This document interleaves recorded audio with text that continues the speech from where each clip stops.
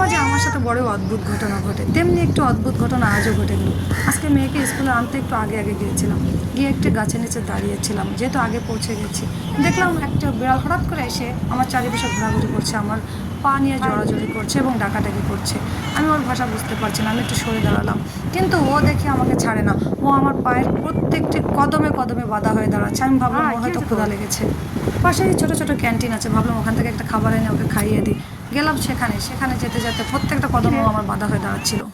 ওখানে সব বেকার আইটেম ছিল, তাই একটা কেকই নিয়ে আসলাম। কেকটা খাওয়ার সময় ও খাচ্ছিল, খাওয়ার সময় পড়ে যাচ্ছে, তার জন্য আমি বোরকা পরে রেখে দিলাম যে ও নিচ থেকে যেতে খেতে পারে।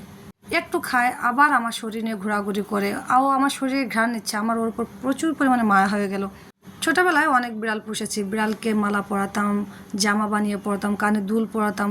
ওদের প্রতি আলাদা একটা মায়া আছে আমার। কুকুরের প্রতিও আমার আলাদা একটা মায়া আছে।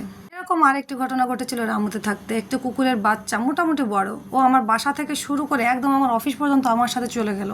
আর ওকে ওর মা ডাকাডাকি করলো, ওর ভাই বোনরা ডাকাডাকি করলো, ওর পিছের দিকে একবার তাকালো না, সরাসরি আমার সাথে চলে এলো এবং আমার পা জড়িয়ে ধরছিল।